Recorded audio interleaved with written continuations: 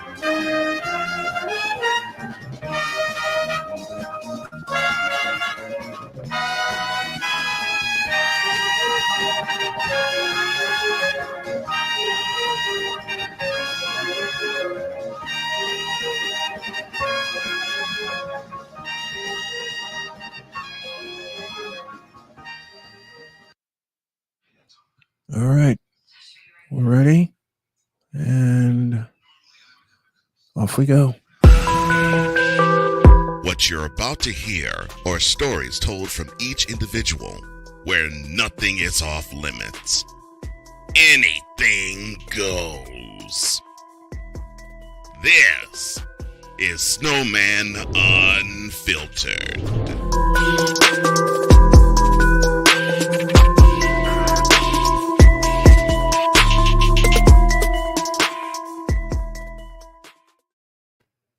Welcome all to episode 4 of Snowman Unfiltered.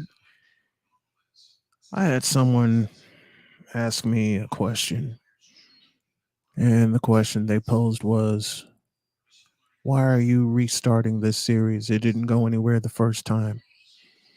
Well, I stopped it the first time because work got in the way and a whole bunch of other things got in the way. AB Media, good evening to you. Victor Locke, my buddy, good evening to you. And Trisha, good evening, Queen. Thanks for joining. And the Sarge, Louis Conyer, has joined. Good evening to all of you. You saw the title, you saw the subject matter. But as I was answering the question, how come people have asked me, how come you revived this series? Because no one got into it the first time. And you're not going to land any guests either. Yeah, I will.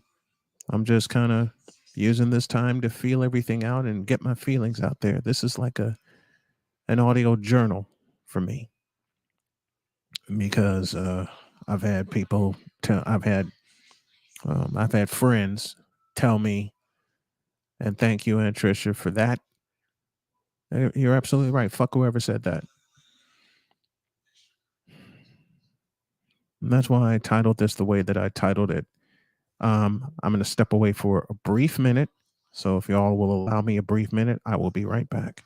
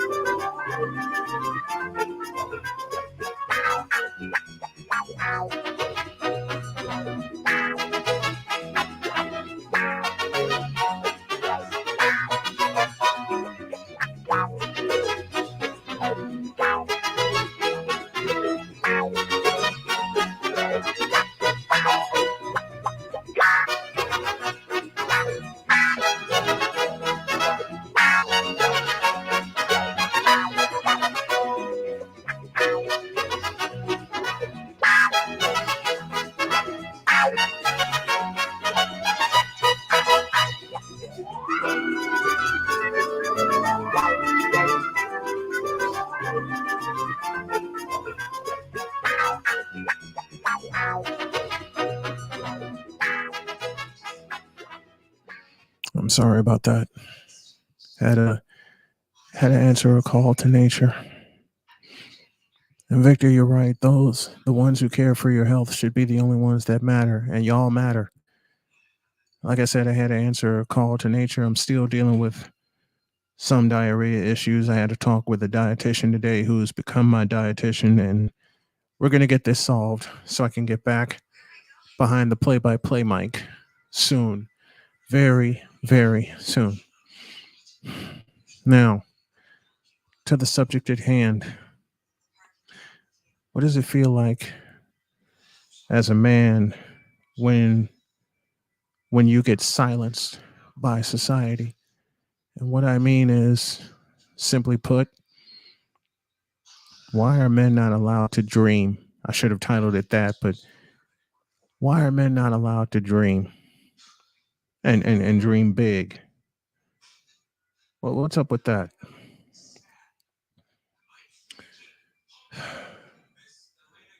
Well, that's one question I would love to have answered.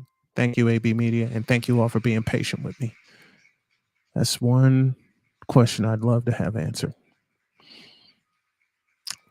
I talked before about men not being able to express their emotions, not being able to express their feelings because, well, quite frankly, we've been told for many, many centuries that we're not allowed to have emotions. We're not allowed to have feelings, which to me is some bullshit. It's some grade A, homogenized, Holstein bullshit. Can I get an amen, Victor? Can I get an amen, chat? And when we do express our emotions, we're told that we have anger issues.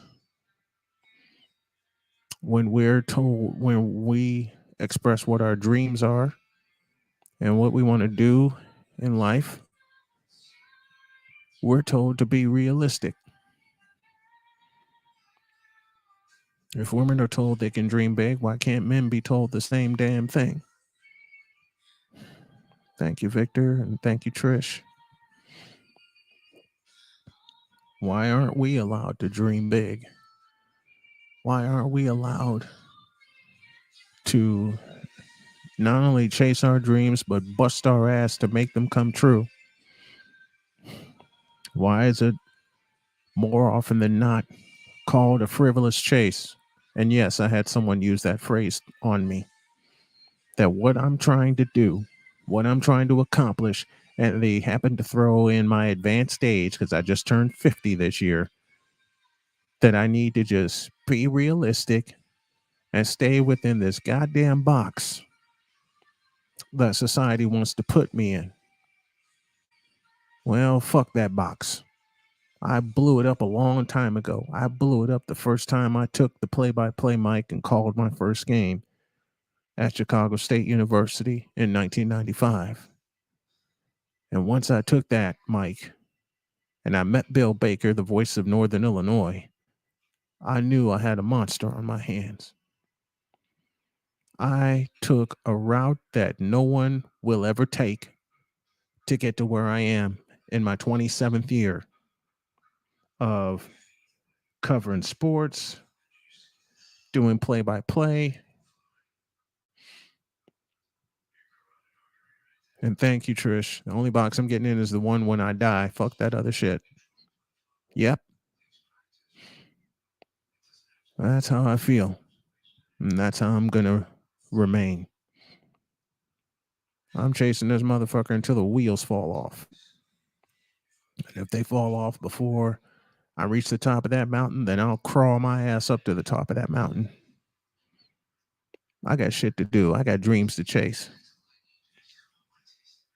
And the biggest dream I got laughed at, the biggest dream that people laugh at me about is the one where I constantly say, and Victor has heard me say this, and y'all in the chat has heard me say this, I'm going to turn my sports show into $2 billion a year, period.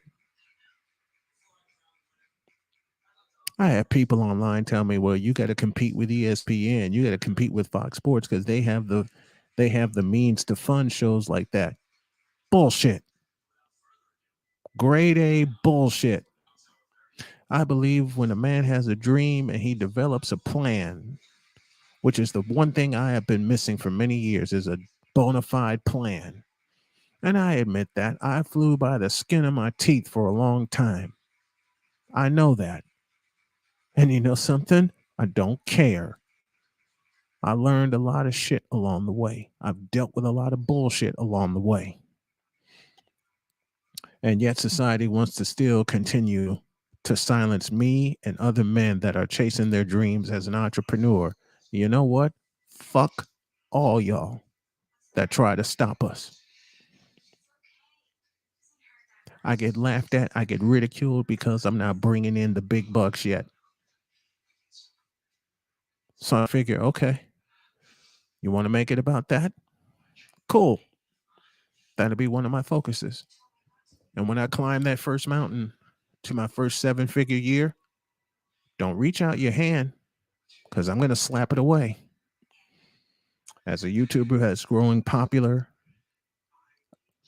accountable commentary has said the reach back is real.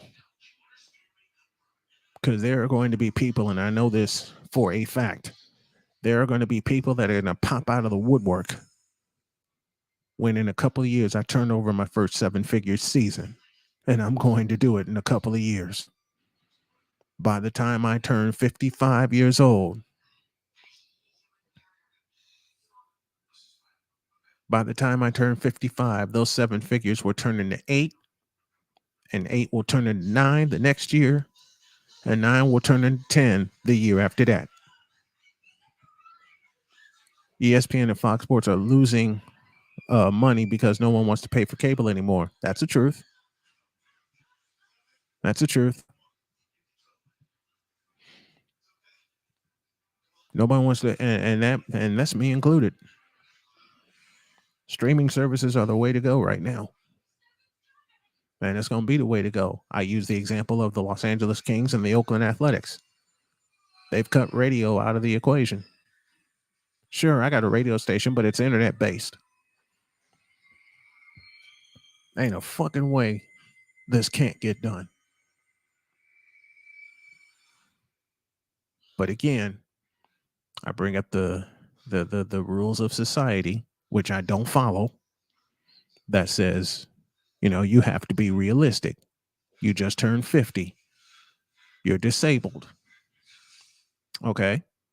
I'm 50 and I'm disabled, but I got a microphone in front of me. I have a studio here in my house. Granted, it ain't the studio that I want, but I'm going to fix that next year. Ain't a goddamn reason why this can't get done. Some 9 years ago, I was in downtown Chicago, staying away from my mother's house, out as late as I could, so that when I get home, I unlock the door and she's sound asleep. I'll get to that in a moment. I took a picture of what was then the Cadillac studios of ESPN. And I said, I'm going to replace that logo with, instead of Cadillac, it'll be BMW or Mercedes-Benz. I put that picture on Facebook and people have supported me since then. There were a couple people that say, hey, you can't get that. You can't do that. The fuck I can't. The fuck I can't.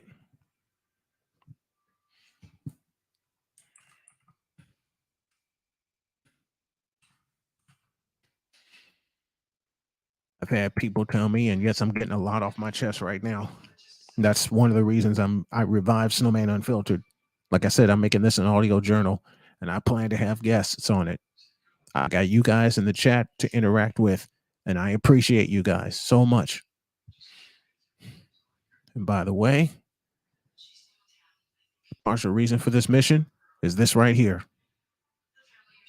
If y'all can support everything that I'm putting together via Cash App, if you can support the content, that will be much appreciated because it will help me support not only the content, but my family. Any support financially would be appreciated. Since society wants to laugh at a disabled man, and believe me, I've seen it. Since society wants to laugh at a disabled man and not congratulate the man who kicked cancer in the ass, okay, cool. You just give me more motivation to get this shit done. Now, let me be honest. What's up, Sick Diggy? Good to have you. We appreciate you, Snowman in the morning. I appreciate y'all.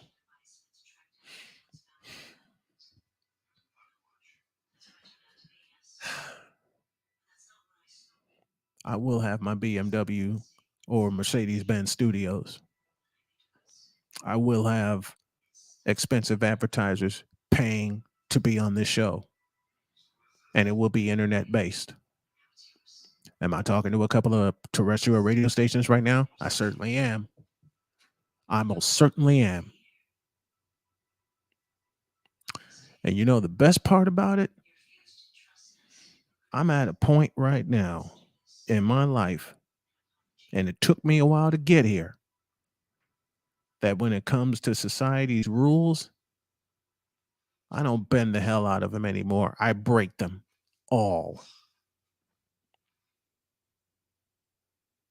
I've been told you got to have a regular job to support your dreams.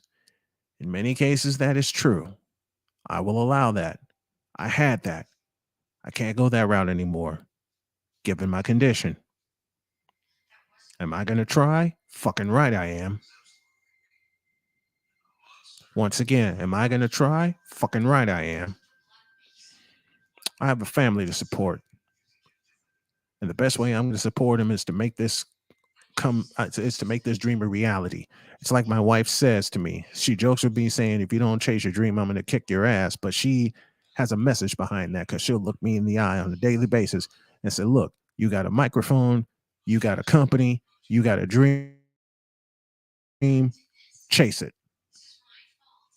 From day one, she's told me to chase my dreams. Well, I got no damn choice. Society can bite me right about now. It's kicked me when I've been down. It has done all sorts of horrible things to me. Taking my dad, taking my daughter, and then trying to laugh in my face when they're both gone. So, what's a man to do when silenced by society? You know what this man does? He fights back. He fights back with emotion. He fights back with anger. He fights back with his fists. I was watching a Popeye cartoon before I started the stream. One guy says, "Now, Sheriff, here's your shooting iron." And Popeye says, "I keep law and order with me fists." Well, since I don't have a shooting iron, I'm fighting back with my fists.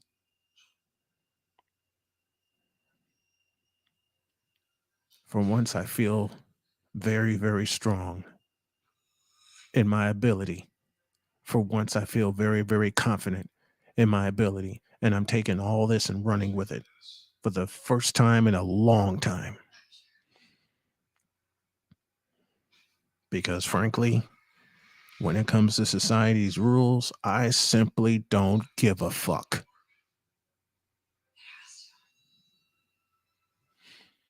AB has a very solid point. People are quitting their day jobs in droves to chase their dreams now, especially after COVID-19. Yep.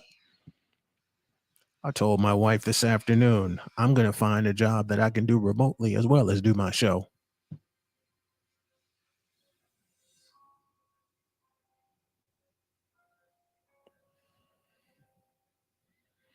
And thank you for this. He keep pressing forward and do what he do until he busts the walls down and reaps his harvest. And I'm chopping every one of those walls down because there are several in front of me, and I know this. But I'm going to bust them all. One of my favorite movies is The Equalizer. Brick by brick. Brick by brick. Until you get to the head and you take their asses down.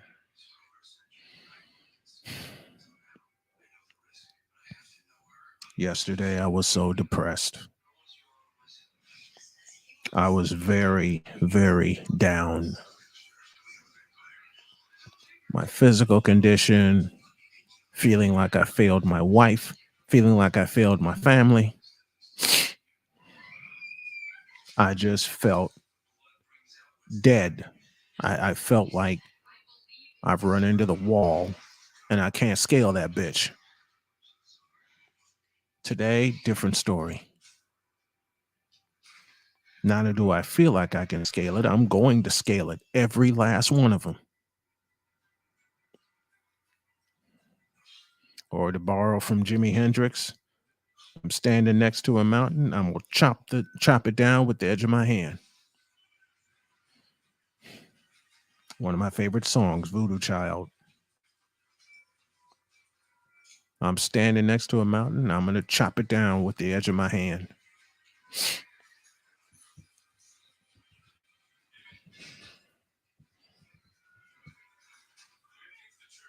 Like I said, there's no damn way, none, that I can't make this happen. All within 5 years. To turn over my first million within a year, year and a half. And I can get my family some things that they wanted, never thought they'd have. I want my wife to have some peace with her rabbitry and with her gem making.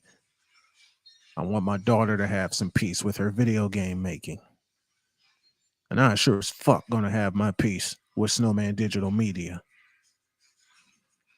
and the SDM Sports Radio Network.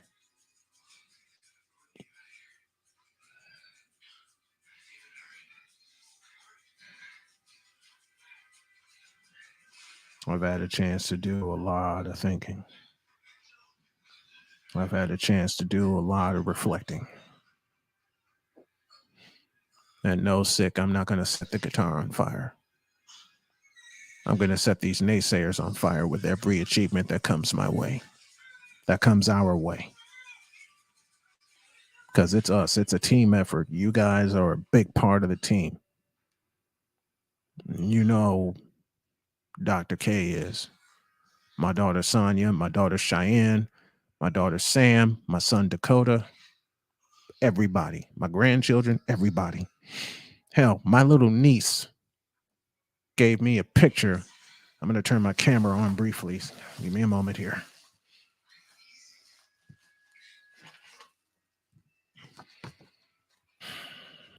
I want to show you guys some. I'm going to show you guys something.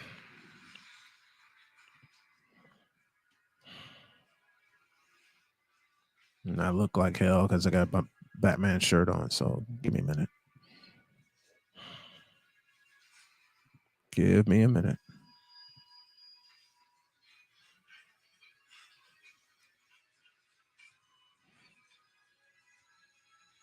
Actually, you know what? I'll show you tomorrow. For those of you that tune into the morning show, I'll show you tomorrow. But there's this picture that I have in my office that my niece gave me. And it says 3 words: never give up. Never give up. Never quit. Never surrender. And I'm not going to. Have I hit the wall and wanted to? Yeah. Several hundred times over. Especially after I got my cancer diagnosis last year. Especially after I was told by Duke University Hospital.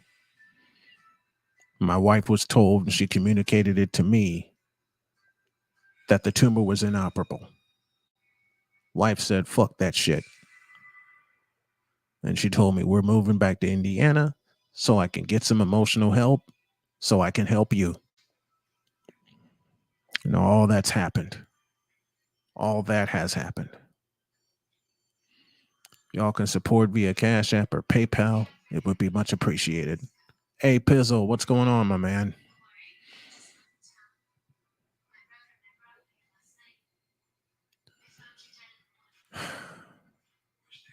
I'm just saying a lot of things that I've needed to say, that I've needed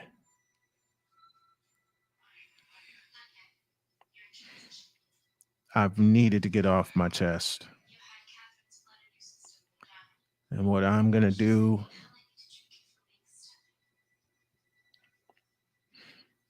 is get back to doing this on a nightly basis throughout the week.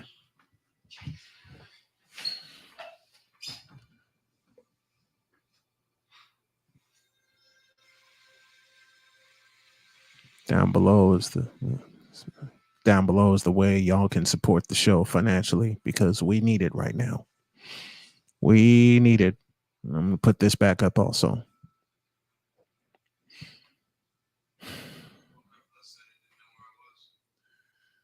I don't know how long I'll be here tonight, but I want to appreciate those that have come in. I want to appreciate those that have supported Snowman Unfiltered since the reincarnation, and in some cases, since its inception.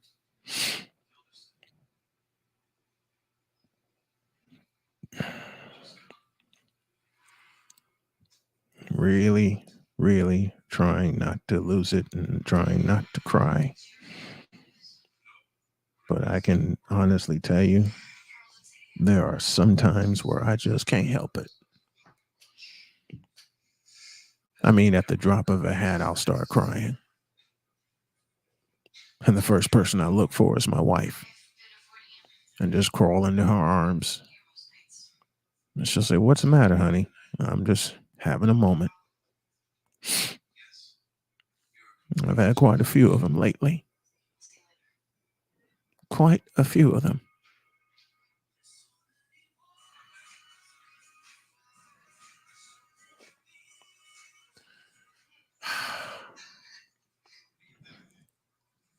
Like I said, I thank y'all for hanging out with me. Whenever I do Snowman Unfiltered, it's going to be a nightly thing.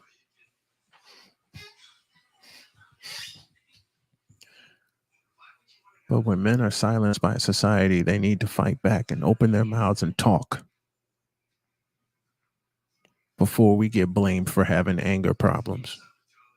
You know why we get blamed for having anger problems? Because we're told that we have to just shut up and take it and take it and take it and take it. And that's bullshit to me.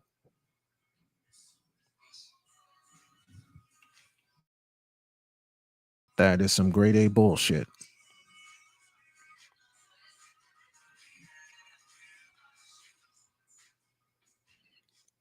What happens when a man gets to a point? When a man gets to a point where he says, "That's all I can stands, because I can't stands no more."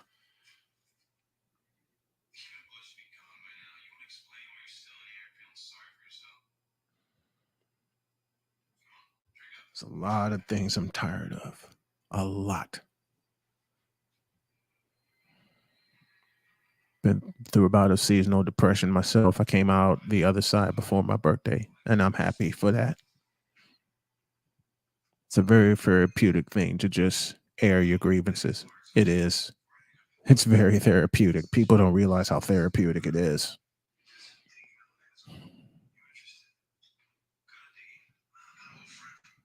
It is very therapeutic. I didn't realize how therapeutic it was until I did the first episode of Snowman Unfiltered and just put them out there.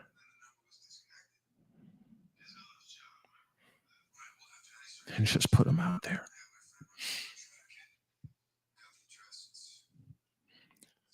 I want to thank Aunt Tricia for the $10 on the PayPal.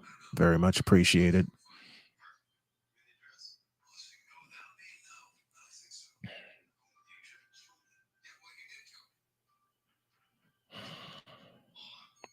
It's tough being in this situation, but you know what? Tough times don't last, tough people do.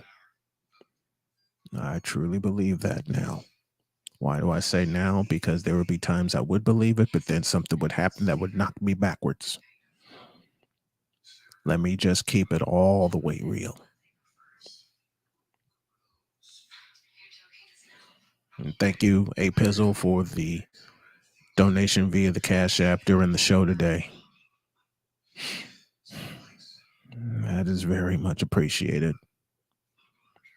One of my other buddies, texted me today and he said, "Sorry, I've been MIA. Do you need some cash?" And I said, "Yes, badly." And he dropped 100 via Cash App. And that is very much appreciated right now. All that, trying to build all of that. Like I said, part of it is for myself. The biggest part is to help my family so we don't have to struggle anymore. So I can show society that, hey, this disabled man can and will get it done.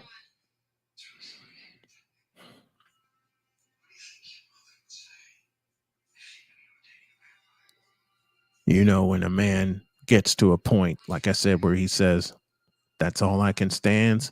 I can't stand no more." It's on after that. But at the same time, when he gets to that point and he finally snaps, you know how he's looked at? Like he has anger problems. Believe me, and I've had too many exes do that shit to me. And I thought I was doing good, you know, keeping my emotions in check. That's what I've been told all my life. You got to keep your emotions in check. You're a man. You got to keep your emotions in check. Well, you know what? My next two words are my final response to that. Bullshit.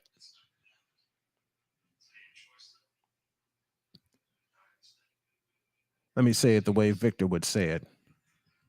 That is some bullshit.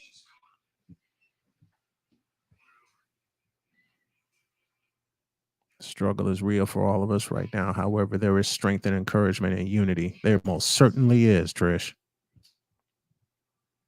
There most certainly is.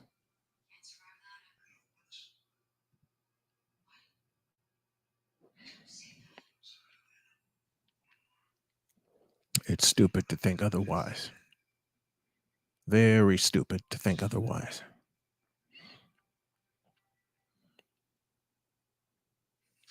This is about me helping men with my vlog every day.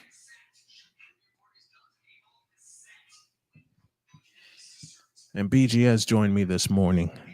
When we had a live chat, we had a very lively chat about a lot of things.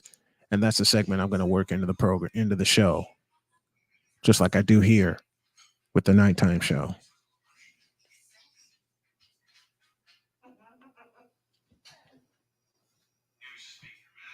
That's one thing I'm definitely going to work into the morning show, a segment where I let the fans come up. As long as they keep it clean, I'm good. AB Media, I love this. People kill me. They do everything to push buttons and then tell you to keep your emotions in check. Yeah. Yeah. Keeping Trish out of the equation. A lot of women do that. Bernie Mac used to say, "This is some straight bull." It is. It is, man.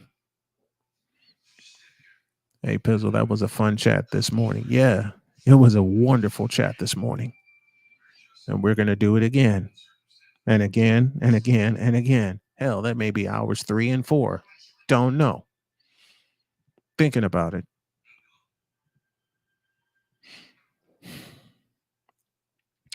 But I'm tired of seeing men struggle to keep their emotions in check. And the moment they pop off, the absolute moment they pop off, they're looked at with a side eye. Like I said, I've had many an ex do that shit to me.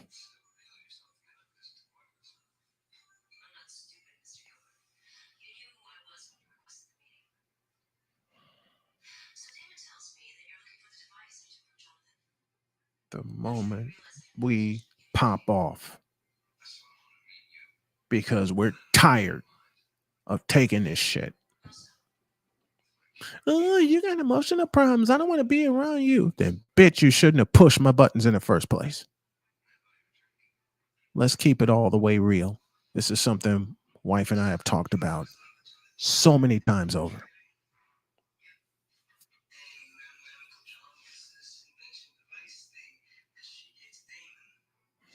It's happened to her. It's happened to me.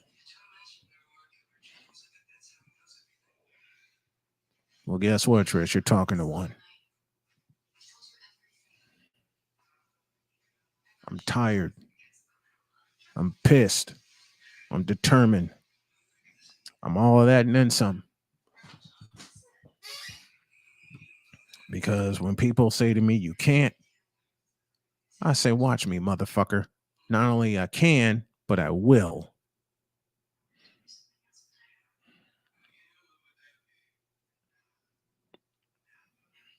I've been kicked in the ass for the past year because of my health. And now I'm at a point where I can say, watch this, motherfuckers. I'm finally at that point where I can say, watch this.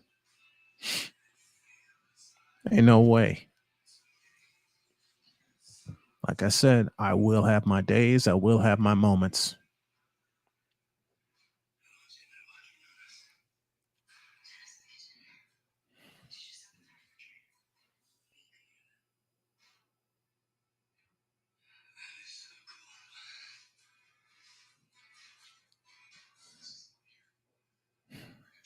My friend Shane just messaged me. He said, man, when the dog gets settled, the Good Thing Unfiltered is on late night because there's going to be a lot of uncensored and real talk. And he's going through hell in a handbasket right now. And I feel for him and his family. I really feel for him and his family. Because it seems like they're going through what my family and I are going through. Application after application for a place. Denied, denied, denied. And I got to tell you, when those denials came in, sometimes I just feel it's all my fault.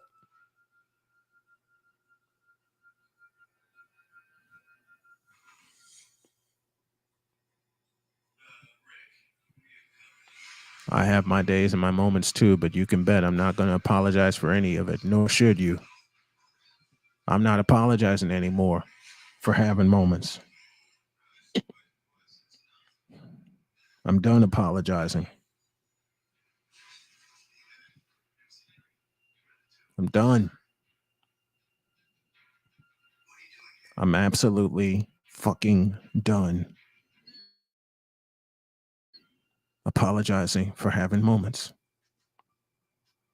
If I don't have to apologize to my wife for having them, I ain't got to apologize to a goddamn person. And I'm not.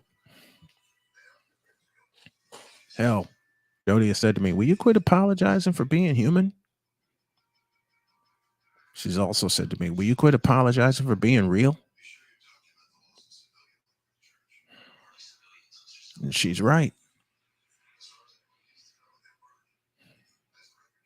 Why should I apologize for being real? The big dog is here, and I love it. I'll drop the link in just a moment so people can come up and chat with me, because the last time I did that, we had a wonderful, wonderful discussion.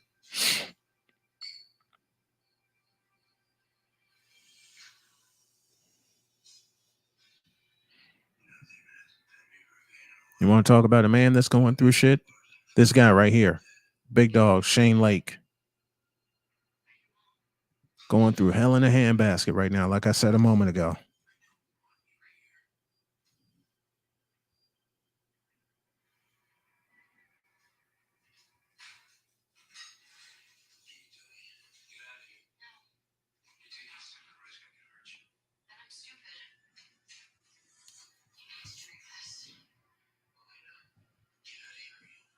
There's just so much.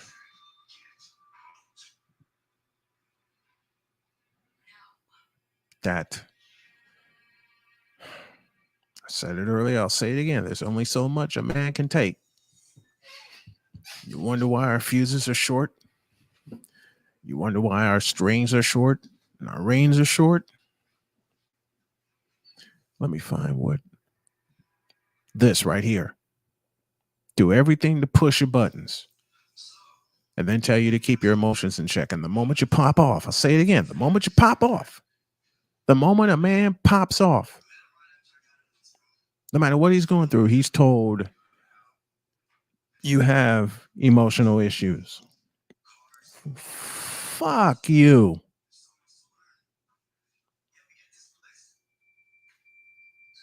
That makes two of us, Shane. That definitely makes two of us. All right. If you want to come up and talk, come up and talk. Let's do it. Because I want to talk about this with some people. I want to talk about this with some men. That's exactly why I do this. Men's rights, men's feelings. That's the main reason why I do this. And as I said, this is an audio slash visual journal. AB Media, what's going on? Hey, what's going on, Snowman? Fucking tired of apologizing for my feelings. Yeah, I'm a black man that's disabled, that kicked cancer in the ass and kicked blood clots in the ass, and yet to a lot of people still gotta apologize for what I feel. Fuck that shit. I'm yeah. done. Hopefully, I can kick this kidney disease in the ass. I had to talk with my social worker today about what I need to do for the surgery and what I have to Mm-hmm. do afterwards because it's a little bit more complicated than people think. There's a lot of moving parts. Yeah. There's a lot of moving parts with me too. You have to. Boy, I understand. I'm pretty What's much going up, to be Sick? on. Oh, hey. Uh, I'm pretty much going to be on medicine for the rest of my life because you have to Yeah. understand when you put a new kidney in, it's a foreign object, and Mm-hmm. because it's a foreign object, your white blood cells are going to attack it, and Yep. you literally have to Yeah, take oh, yeah. medicine, and you have to To keep literally the take medicine to inflammation prevent down. that from happening. Yeah. You got to keep the immune suppressants you got to take because anytime you take, because sometimes even the organ will not take. But the thing is, when they put in that new organ, they don't take out your old kidneys. I mean, ask No. Sean Elliott when he had to get his kidney, he got it from his own brother. First of all, Mm-hmm. Mm-hmm. another example I could think is the comedian Lonzo Bowden. He donated one of his kidneys to his brother who needed a transplant. I mean, of course, he joked about it. He joked about. He said first when everybody applauded for him, said, "No, no, no, no, no, don't applaud me. He owed me money, so it was what it was." But yeah, that thing it's it's going to be quite a recovery when you get a transplant, but it's more taxing on the donor than it is on the recipient as well, Mm-hmm. because they're going to take it out of you and take it out of them, but that depends on the proximity of both individuals. For example, you could be someplace else, Yeah. and that depends on how long it takes to get the organ from A to B. If you're in the same Yeah. hospital, it's a piece of cake. But if it's like from across the country, they gotta do that thing ASAP, man. Mm-hmm. Especially the viability of the organ itself. Let me say good evening to Victor. What's going on, my man? What's going on, dude? How you Doing feeling? well. I'm much better now that I'm getting all this out. Now that I'm getting all this off my chest. That's the first step to progress.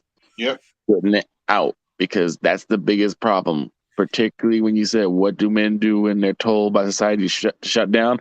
They hold it in, Yes. and they hold it in, they hold it in, they hold it in. And look what's been happening when you have individuals who hold it in all the time. They explode, They pop, and and when shit goes crazy. they either You hurt imagine, themselves or they hurt other people. or, Yes. and more often Eh, than not, I mean, it's just look at it this way. In the past few years, throughout the Midwest, look at the number of white men who've been taking their own lives, Yeah, Mm-hmm. given given their, or how many young men have been picking up a gun and just going on a shooting spree? Oh, right. I'll give you a better example. Okay, First and foremost, for those of you who don't know, Forget whatever they've told you about the crack epidemic. Whatever Oh happened yeah. during the crack, let me finish. Whatever happened to the crack epidemic doesn't matter. It does not compare to those methadone clinics. If you've Mm-hmm. never seen a methadone clinic, that's where they send you if when you get hooked on stuff like meth and fentanyl. Or And heroin. the lines are out the door of just white people. Yeah. Oh. Seen it in South, seen it in I'm dead South Bend, serious. Indiana. Seen it in South Bend, Indiana. And I've talked to some of the drivers that drive them. They said they have to go get a shot every single day to keep off that stuff. Yeah. I'm glad it's not me. But see, Yeah, and I'm so glad it's not me. I've seen one of those clinics in South Bend, Indiana. The thing is, you have it. South Bend, Indiana, known for Notre Dame football, also known yep. for having a couple Oh, of methadone clinics. I believe it. But see, you have something that keeps you away from that. You have your own drug, which is sports radio. Yeah, Drive to succeed. Those are Yeah. the drugs that you need to have in your life. Your and drive to succeed. that's exactly what I need and how long I'm going to do it. That's how I'm going to do it. I should say. I put a post in a play-by-play group. Doing play-by-play is part of my healing, and folks are loving that because it's the truth. Because it's a big part of me. Victor, you know this. We've worked together for somewhat 16 years doing Part play-by-play engine, calls. part engineer, part statistician, part color commentator. I mean, is it because of you I even got it? I even got to that. I never would have thought I could actually do, a color commentating on a public league basketball championship game in the United Center, Mm-hmm. or a public league championship baseball game on Comiskey Park, not U.S. Yeah. Cellular Field, not whatever they call it now, You Comiskey Comiskey Park. Park. Yep. And you rode shotgun with me twice. I would not have done that had not been for you. So I thank you for that. Oh man. I thank you for joining me. And I thank you for continuing to be a brother for 22 years. I'm We've here. been through hell. Yeah. We've been the first time I got diagnosed with type 2 diabetes, Victor was waiting for me at home. Ooh, what kind of insulin you take?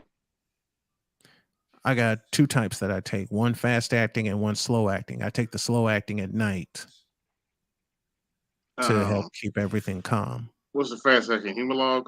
Yes. Probably Lantus. Is your slow acting? Yes. Well, I know for obvious reasons, but still, Yeah. I'm Yeah. actually Yeah. I'm on a mixed insulin. Gives me much better control of my blood sugars and stuff. Mm-hmm. It's a Humalog. It's like a business like slow and fast acting, Mm-hmm. but it keeps my A1C consistent. I'm about 6.5 right now. Good. Good. Good. Good. See, I love hearing progress like that from my friends and from people who follow me on the internet and follow my show. I love hearing progress like that. Mm-hmm. I love celebrating men's progress. I love celebrating my family's progress, especially with my son Dakota. Every idea my wife gets, of how we can shape up our farm for the future. I'm like, lay it on me, baby. What are you Lay it growing? on me. And she's told me numerous times I never had a man in my life that I've dated or married listen to my dreams. I'm like, baby, I'm all ears. It's like Charles said during one of his live streams. I don't love my wife because she's white. I love her for who she is. Mm-hmm. And she's flat out wonderful. She's real. She keeps it real with me. She asks me my opinion on a lot of things. And sometimes I'm afraid to respond because of what's happened to me in the past. Mm-hmm. And she's pulled me aside and she says, look, I ask you your opinion for a reason because I want to know what you think. You don't have to be afraid to respond, but I know it's going to take you a while to get there. Hey, if you So take your time. Take your time. I'm like, sweet. if you See, want to, that's the kind of support that men need. Can I yeah. go a little bit further? That's the kind of support that black men need. hmm Hey, if you need some inspiration, watch BGS's video that he just put out this morning. He I goes, will. he goes in. I will. Let You me. know, I'll just put it in the chat for people to see. He goes in. I Uh, I love BGS. One of the OGs. One of the OGs in the game. Shane Lake. I do that with my wife, her jewelry and her sewing company. We help come up with the name together. She bangs ideas off of me, like I bang ideas off of her for paint schemes for my cars. Yeah, yeah, it I says shoot morning. ideas. I shoot ideas to my wife off of what to put in my studio, and she says I'm going to deliver a paint scheme that will honor your teams. I'm like, fuck yeah, man.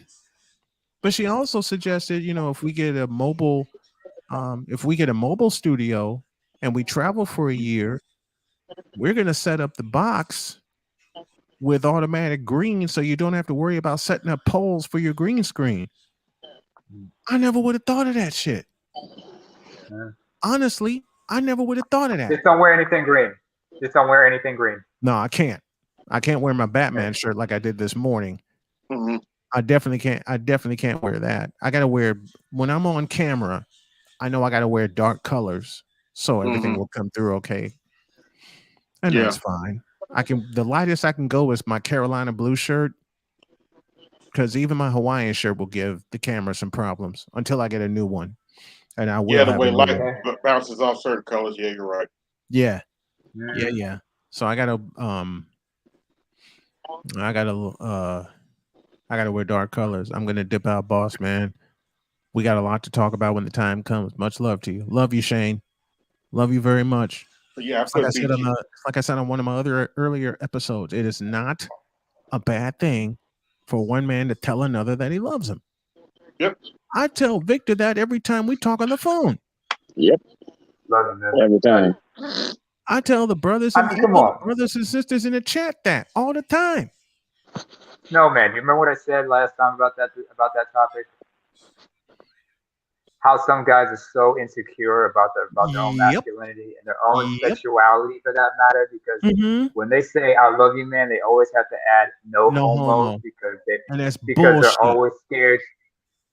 Oh, And that's come on. Wait, hold on a second. Hold on a second. Wait a second.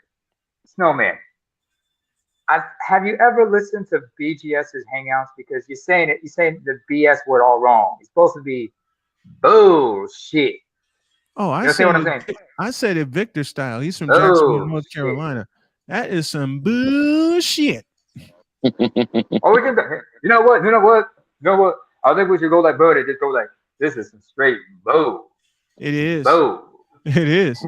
Trisha has a great point. I But believe yeah. men need support no matter what culture. I think we women don't know how to support sometimes because some of us have been conditioned to lead instead of support. That is a fabulous point. Great point. That is a fabulous point. And she's right. Men need support, period.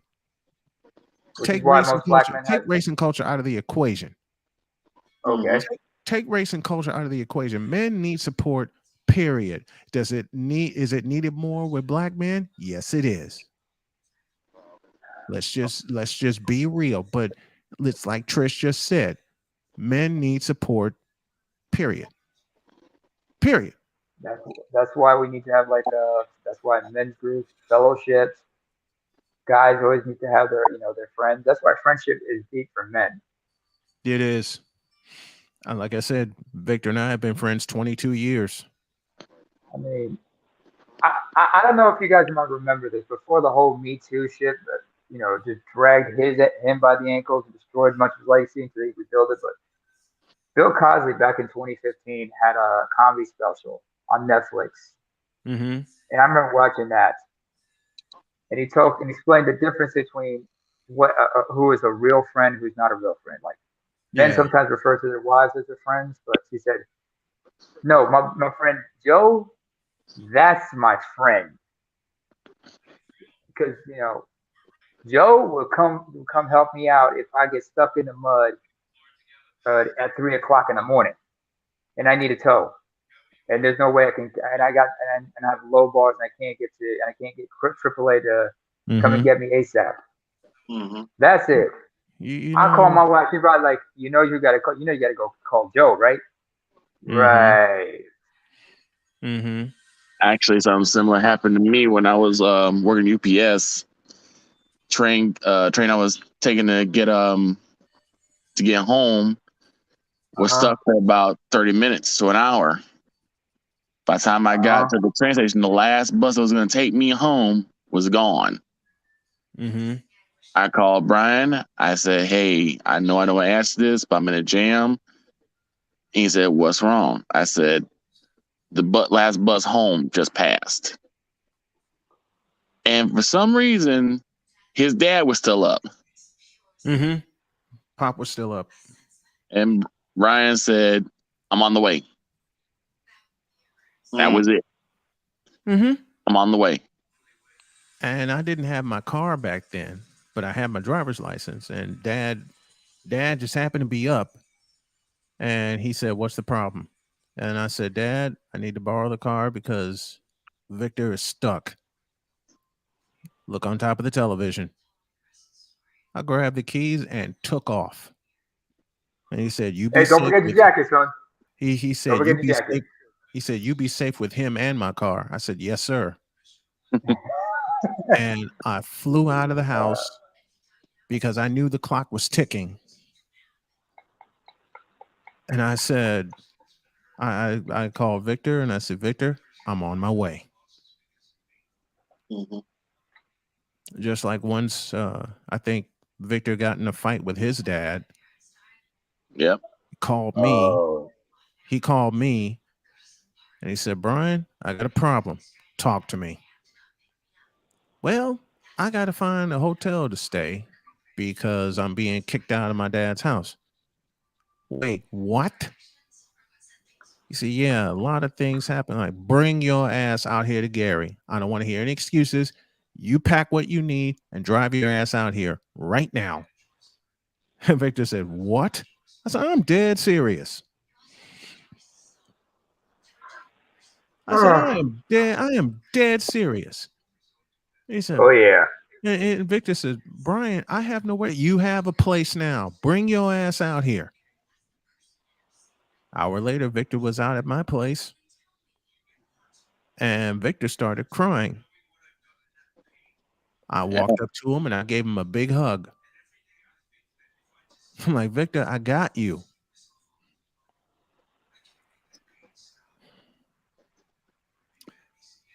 That's what friends do It for you. means a lot to. It means a lot when you have a friend who has your back like that.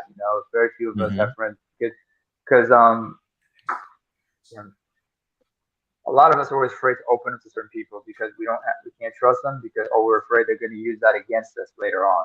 And Hmm. I've learned that the hard way because I remember mentioning this to a couple of people when I opened up to somebody who I later found out was a certain toxic type of person. Yeah.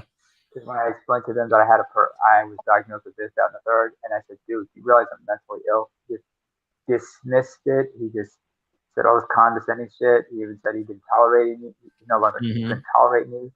And even said it's all in your head. Yeah. Happens I all the time. almost thought about getting on a plane and about to commit some very heinous crimes. And I realized he wasn't worth it. But instead, I cut ties with that person. In fact, I had to cut ties with a lot of people because of that, because I understood and understand, folks. I'm of a different culture, and in our culture, it is stigmatized, mental health and everything. So Hmm. I haven't spoken to a lot of friends because of that, because of the connections we have all with them. One of them asked me what happened to you, we had a falling out. I don't talk to them, and I realized I couldn't talk to them anymore. And those Hmm. friends, and those particular friends, I could not talk to them anymore. I mean, especially when they lost a couple of family members, I couldn't reach out to them because I knew it was not a good idea because I knew I would get sucked into some other shit. Mm-hmm. But I did what I had to do. I had to Yeah. do that recently. Individual's nephew got killed, and I can't go to the funeral because last time I talked to his uncle came at me in the way that would have got him knocked out in real life. Mm-hmm. I was Mm-hmm. like, okay, it's probably best that I just stay away from the situation. And I feel bad because I talked to BGS about this story. Yeah. I saw the boy that got killed. I saw him as an infant. He just Mm-hmm. came out of his mother's stomach. I held him in my arms, man, and he got killed doing some stupid shit. Mm-hmm. But the way his uncle came at me, I was like, yeah, it's probably best I don't go there. And Yeah, I ran into that after my mother died in September. And that's another hit that I took. The Yeah. tail end of 2021 sucked ass. damn, Blood clots in both my lungs. That's June. Next month, get diagnosed with pancreatic cancer. On chemo for Ow. 4 months. Was chemoed out. My brain was chemoed out, and there are points. I'm not fully back yet from the chemo. Some people say even though you only took it 3 months orally, it takes yeah, they you say a that year. stuff really bad. Wears your body down. Yeah, I've heard. I, it wore me the fuck out.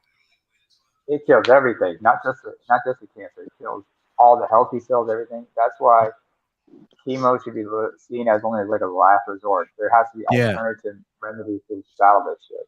Well, yeah, they haven't had to suggest chemo to me, and I'm so glad about that. I'm yeah. so glad about that. Let me tell you a story about my mother passing away. This God is rest her almost soul. yeah, this has been almost 10 years now. It'll be 10 years next year. Yeah. Hmm. And they called me because she was in a rehab center. They called me and said they sent her to the hospital. She had a brain hemorrhage, and Oh. the doctor pretty much told me, look, she ain't got long to live. Um, and I'll tell you the whole story because it goes to sometimes men they cry. I just fell back in my chair, just how you just feel like the life just got sucked out of you. Yep. Hmm. That's what I felt like. So after talking to my uncle, I go in the room and there's not much to tell. I broke down and cried because I knew she Hmm. was gone. The only reason I kept her on life support was so my family members could have enough time to say goodbye to her. And I was waiting for one of my aunts to get in town, and thought this all happened on Sunday. So she's still on life support on Wednesday. I walk in. You have to keep in mind she's light skinned. She was a light skinned woman. She's lighter than me. Hmm. When I walked in on that Wednesday, her skin tone had darkened to my skin tone Mm. color. And after that, I told the doctor, okay, Oh. after that, I was like, that's it. Cut it. Cut the life support. And she died not too long after that. Yeah. You didn't want to see her suffer anymore. Nope. Yeah. When I saw her skin tone change color, I was like, yeah, this it's time to like, nope, cut it off. And unfortunately, here's another reason I'm talking about. I need to talk about the story. She didn't have insurance, Oh boy. and Ah. so you can imagine what here's an awkward situation. When I got to the funeral home, the first thing they asked me, "Do I have your permission to embalm your mother? We do have her body. Do you have your permission to embalm her?" I was like, "Yeah." And then he went over the funeral costs. I did not know it cost $3,000 just to dig the hole. Hmm. Nothing else. Just to dig the hole. Just to dig a hole, it costs $3,000. Then you have to pay for opening and closing of the hole. Yep. So eventually, what ended up happening is we had to do a Medicaid funeral, so there was no limo. I had to make the program, which is no issue because I'm a graphics designer, which is but that wasn't really an issue. And I'm glad I was dealing with the cemetery people because the guy told me, look, we because she is a Medicaid funeral, we have to bury your mother with somebody. She stacked on Mm, top of somebody else. I was like, oh gosh, I'm glad my family right here because I was like, okay, there wasn't much I could do about it because I didn't have the money to get another grave, and yeah. yeah, yeah. Then there was a big issue because the church my mother went to, I split from that church with another pastor, and Uh-huh. they wouldn't let my pastor come to the church. I didn't know at the time when we split. Hmm. They literally put a restraining order on him, and he couldn't come into church. Yeah. Now they have lifted it since then, but my pastor, I'm still with this pastor, and he said I don't want to go back there, and I can't blame him. No. Yeah, No. all if you've never been involved in a church split and church drama, you have no clue. That stuff is None. that stuff is uglier than politics. I got close to being involved in church drama, but it came in the form of my sister Uh after oh. my mother died. Oh My shit. mother died on September 1st. Okay. I got the call that night or that afternoon. My wife has just gotten off work. I picked her up. Hmm. She was gonna go donate plasma, so I drove her to the place, and that's when I got the call, and I fucking lost it. I was in tears, even though there was a rift between my mother and I. Had a chance Yeah, to there's nothing speak like to her. here knowing your mother's about to die. Yeah, that's or mother's just died. That's a shot in the gut that no one's prepared for. Yeah, yeah. I certainly wasn't prepared. And I try to tell people it's not something you get over. It's something No, you it's learn not. to live. It's something you learn to live with. It's not something you get Right. over. And it's it was just so crazy. It was just so crazy when I got the call. And before my wife went in, she said, "What time are we leaving for Chicago?" And I said, "We'll leave tomorrow after you get off of work."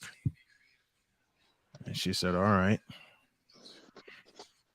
So my sister said to meet her at the funeral home, and she gave me the address. We get on the road, and my wife had a rule that I had to drive in Chicago, and I said that's no problem. And she says, "I'm making you do it I've seen her because you." traffic, so I don't blame her. Yeah, Yeah, I'm just saying. and Yeah. that's the I exact don't reason she blame told me her. that. Wait a minute, that's the exact reason she told me that. That's the exact reason. She says, I've "Look, seen you're Chicago familiar with." traffic. I don't blame her. She says, "You're familiar with Chicago traffic. I'm going to take a nap. You're going to drive us through Chicago. No problem." And I Well, let's called. see. You're 6'5", she's 5'3", so Hmm. goes Yep. without saying. So on the way, stopped at Speedway to fill up the car. I figure, okay, give my sister a call, let her know I'm about an hour out. We were in Winnemac, I think. Yeah, we were toward Winnemac. We had just passed Indianapolis, Hmm. and you know what my sister said? She says, "Why are we meeting?" What? Uh-oh. Like, yeah, why are we meeting? Because I wanted to see you, perhaps. You would think that that would be something normal for siblings. You know, you both lost a parent. Oh, I'm here to tell you. Then I I got another got story after it gets done. then I got a knuckleball thrown at me. Fuck a curveball, fuck a slider, fuck a changeup. I got a knuckleball thrown at me when Ooh. she said, and I quote, "If you're looking to get anything from the house or any money from the accounts, you can forget it." Oh What? shit. She What are better you be glad. talking about? Those are fighting words. I'm sorry. Yeah. I'm like, what? I was so upset. I walked toward the gas station and yelled my brains out. I called my sister all kinds of names. All kinds of names. Yeah. And my wife was so scared that the police are going to come by and Uh-huh. wonder what's going on and throw me in handcuffs. And all that happened was a couple of brothers came over, put their arm around my shoulder because by the time I got done cussing her out, I was in a They, pool full of tears. yeah, they probably understood. Like, yeah, that's just I mean, that's yeah. Victor can tell you how many times I've said motherfucker in a situation, but It that beats it. it's terrible that it came down that way, but I'm not surprised. That's Nor how am I. Nicole always has been. She Yeah. don't care about nothing but herself. And that was that. It's like I said at the top of the show. What's up, Dr. Faulkner? Come on in. It's like I Woo! said at the top of the program. Woo! Absolutely. Got to have the doctor in here. It's like But I said yeah, at the You top mean of the Black program. Dynamite? What You mean happens Black Dynamite? The Suntan to a Superman. man? Uh, What happens okay. to a man when he Mhm. reaches the point of something Popeye says in most of his cartoons? That's all I can stand. I can't stands no more. yeah. That Let me. was when it came to my blood family. Mm-hmm. When Nicole said that to me, that was the last straw. Yeah, That the was straw that broke the camel's back. that that broke my back. It broke my wife's back. It broke my family's back. Which makes me Hold on, hold glad. on, What's hold up, Panthro? Which on, makes hold on, me hold on, hold on, hold on glad. for a second. Which makes me glad that Oh man, you my know, mother did not I, meet my wife. you know what's sad, and we just heard about early today the passing of Queen Elizabeth II. Yeah. Mhm. Yeah. And no matter how much you feel about the Queen, no matter how much you feel about Britain, my heart goes out to Charles because you got to remember he was the heir apparent since 1952, since he was Mm-hmm. 3 years old, Mhm. and a lot of times I had to tell you know, a couple of my friends, like, the late, great, Leon, and my boy Ali Brown. Mm-hmm. Ali's not even 40 yet. He won't be 40 till October. And he's lost both his parents. Mm. Yeah. Know that feeling. And people don't understand something. And I'm sorry, Snowman, for taking it. I'll let you finish your getting back to the schedule. That's fine. That's fine. Go ahead, man. There's things that I find in my mortal life. Well, if the ancestors and the creators blessed me to be immortal, I wouldn't know at this time in my life to be if it will be a blessing or a curse. Mm-hmm. Mm-hmm. How do you go on when both your parents are gone? I one time had to talk to Ali when the most important. I actually stood for 3 hours at his grandmother's funeral. Didn't even take a seat for Miss Earlene Brown. Everybody called her Miss Arrow for short. That was the woman who adopted him Mm-hmm. when his dad was in jail and his mom was unfit. And I said, three of the most important people in your life are gone. I had to realize something very dear. His children never met their grandparents. Mm. Oh wow. If I have any kids, that'll be the same situation. Exactly. Yeah. And I say to people, be careful with your goddamn legacy. Mm-hmm. Mm-hmm. Because from what I read, Queen Elizabeth had a hell of a sense of humor. That's why she agreed to that, when the Olympics was in London, Mm-hmm. when they did the whole scheme with her and James Bond, Daniel Craig. She had a sense of humor. Yeah. And think about it. You got to think about it. Like, out of her womb comes kings. Mm-hmm. Mm-hmm. This is the part that I tell black women all the time. You have the potential to birth kings and queens. Yes. But when you treat your womb like a trash compactor, it gets heavy. When men treat their seed like spick and span and just wipe it all over the floor, Mm-hmm. it gets heavy. Yeah. Whatever you produce becomes a gift or a curse to the earth. Mm-hmm.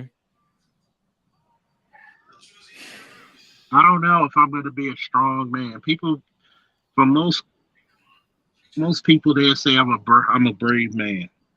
You're the bravest person I know. I said, meet me when I have to deal with inevitable consequences and facts. Yeah. Don't call me brave meeting a war when there's possibilities of survival. Meet me when there's possibilities that I have to realize that I'm powerless to even to defend against. See, the true measure of a man is not the power he wields. Can I get a woo for that one, fellas? Ooh. I'm gonna say it again for the Negroes in the back Say it. and the Caucasians in the back as well, who's not listening. The measure of a man is not the power he wields. Mm-hmm. The measure of a man is in the moments where he is utterly powerless. Should I say it again, fellas? Please Mm-hmm. do. Please say Please that. do. Do it. The measure of a man is not the power he wields. It's in the moments where he is absolutely powerless. Yep. So That's true. when you measure that man. When you see your loved ones sick and dying, when you get the bad news of a great friend who passed away. Many of you heard me this year shed many a tears for my aunt and one of my best friends, Leon. Yeah. Mm-hmm. Many of you, I'm going through hardships now that I cannot even expand upon. Man. So So is our guy AB. So is Namer. So is the Snowman whose channel we upon. I just want to bless people in this moment to say legacy is everything. it is. How you will be remembered, how your generations will start, ends and begins with you. Mm-hmm. Man. And that's one big reason why I do this. And I'm back to doing this nightly. You know, when I told Dr. Faulkner and Victor last night that I was too depressed to go, Charles said, "Get your rest." And I had a real good night's sleep last night. Mm-hmm. Victor said the same thing. He said rest, recharge, and resume. Yeah. Exactly what he said. Rest, recharge, and resume. I am so proud to call you guys my brothers. And Trish, I'm proud to call you my sister. Yeah. Hey, And be in Snowman, the It's good. It's Snowman, you good. And think? please, everybody, please go to your community tabs and share this. Mhm. please do. Go ahead, AB. Go ahead, AB. You think your sibling story is crazy? I got an even crazy one for you. Oh, My uh, my it is. father's my father's ex-wife passed away a few years ago, Mm-hmm. and she was always nice to me. To be fair to her, but she did my father dirty. She had about 5 kids with him. True Mm. story. Uh, when I went to the funeral, she had 2 sons. Mm-hmm. They weren't there Ouch. at the funeral. The closest thing she had to her sons at the funeral was me and my ex brother in law. Mm. Man, family can do you so fucking dirty. And I have an idea. I think it's a combination of stuff. I don't think it was just her. I think it was Mm-hmm. my older sister. Some bullshit with my other older sister based on what her son told me because he wasn't there either. Yeah. But yeah, me and my ex brother in law were the only ones there, and that was actually fun because he drove me. He's the one that drove me there because I was legally blind by that time. Mm-hmm. But we had a fun conversation because he, believe it or not, my ex brother in law used to live with my dad and my mother Mm-hmm. when I was first born. Him and my sister when they were first getting on their feet, and me and my nephew were born around the same. Were born the same year. I'm about 3 months older, and Mm-hmm. there's a picture of me and him in the crib.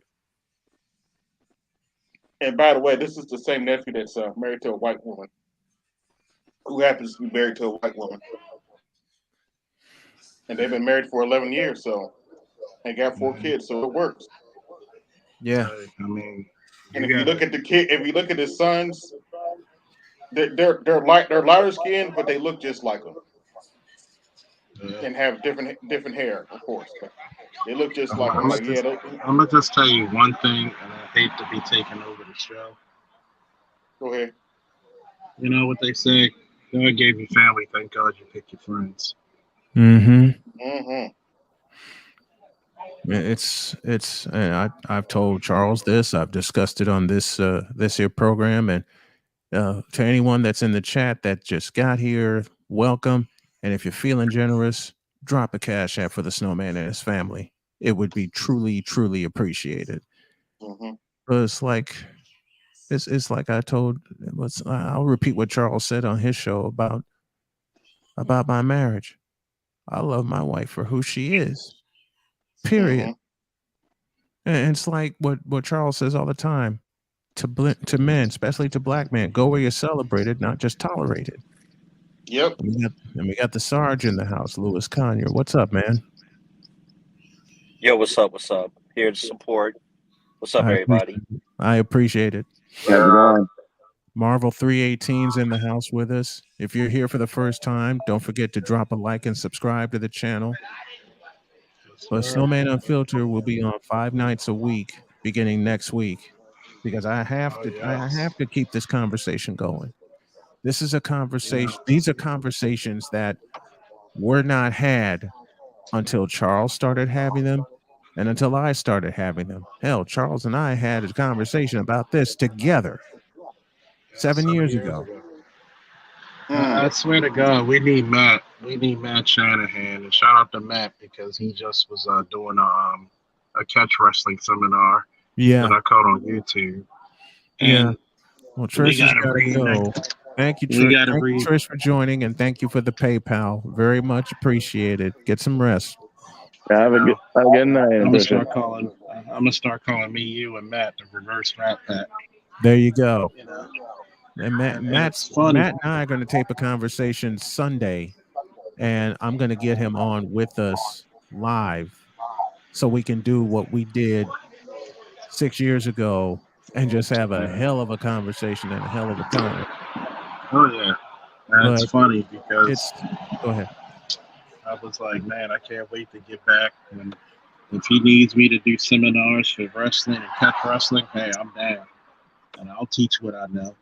It's Hmm. funny because Matt made me realize, even though my channel is primary for black men, you realize white men are going through the same hell that we going through with our women. They're Yes, going through with theirs. yes, Yep.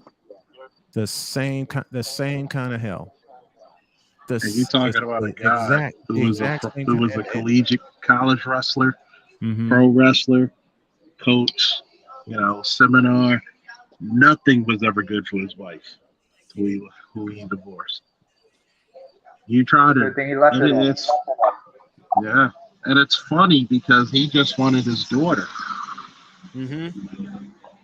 and I had to tell people as many Uh, times as The as same I was the, as a the cop. the same way I wanted mine before she passed away. Exactly. The You don't know how same many way times. the same way I Yeah, wanted mine.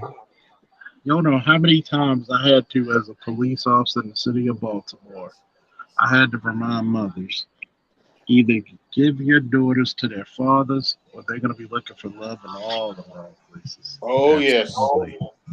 I've experienced that My, firsthand. and my sister is a perfect example. My sister is a perfect example. You know, I didn't say this to her face to face because I didn't know all the particulars, but after seeing what I've seen for many, many years now, fuck that shit. I'm speaking this aloud.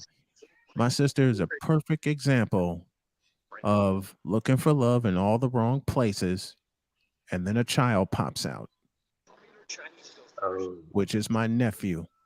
My nephew is 23 years old.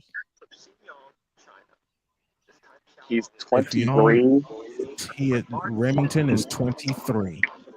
Hey, Oh, my nephew. yeah. No, change that. Change that. He's 24. His birthday just passed. Oh, I Hey, am my He's nephew. 26. He is old. 20. I've known Hey, Remington since he was 3. I And am old as some of shit.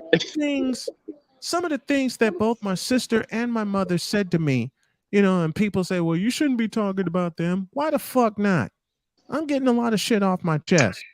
And not just talking to my wife about it. Let me express this to the men in the house.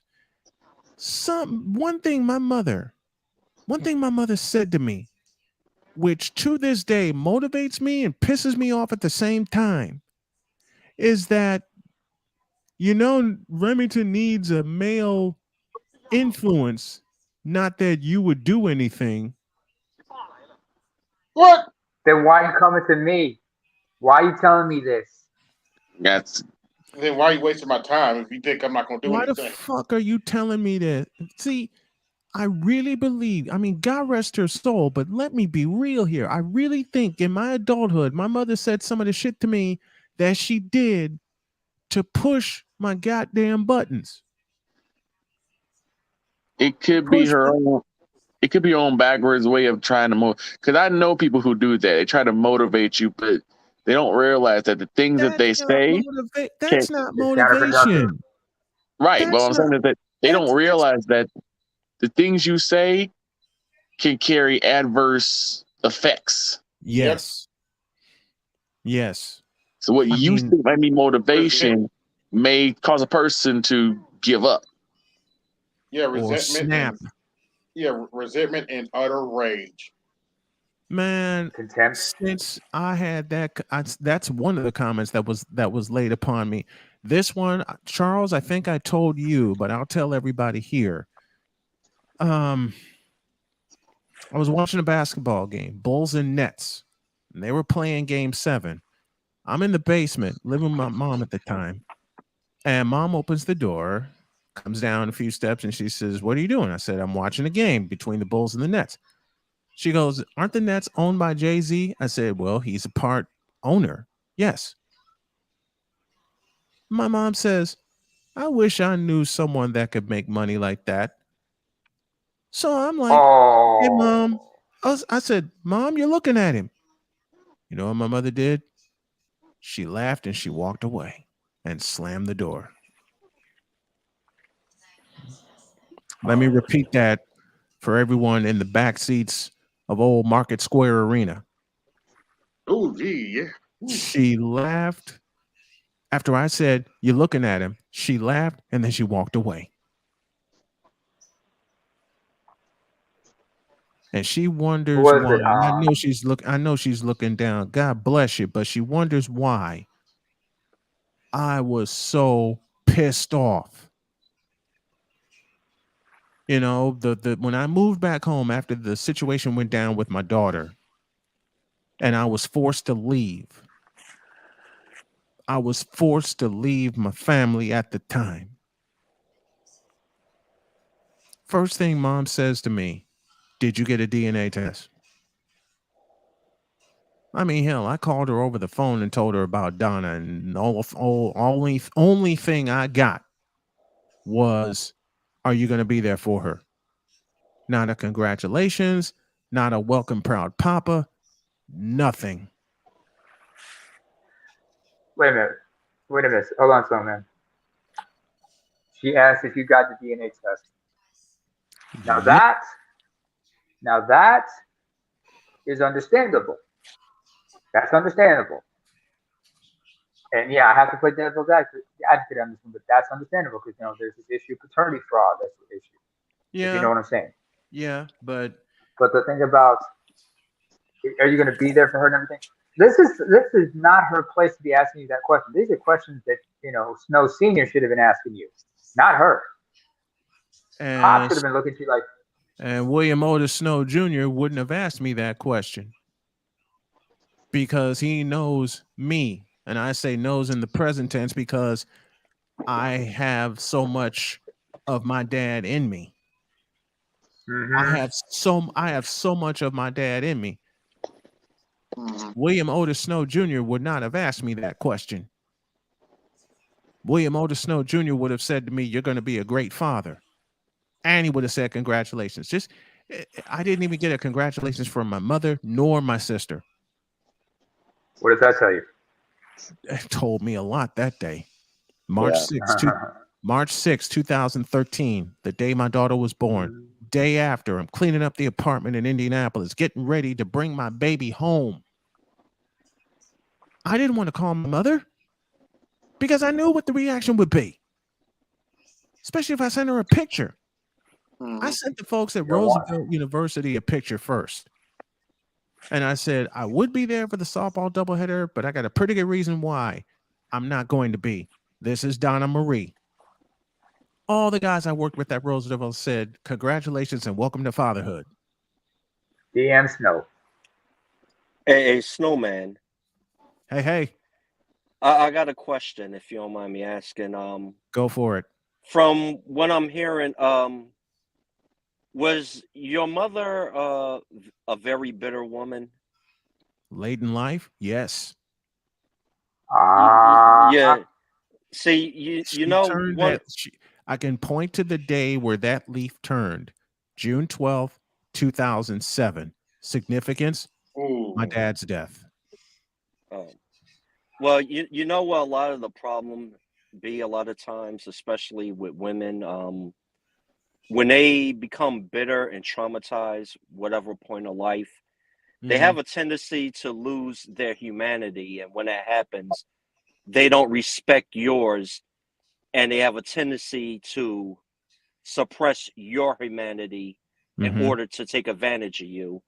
And what I've been seeing the past few years, especially in this community, men as a whole is appreciating and regaining their humanity and valuing their humanity. And once you do that, once you value your humanity and self-worth, no Mm-hmm. one can take advantage of you. And that's what's pissing a lot of these women off True. is once they suppress because they lost their lack of humanity, they try to suppress yours.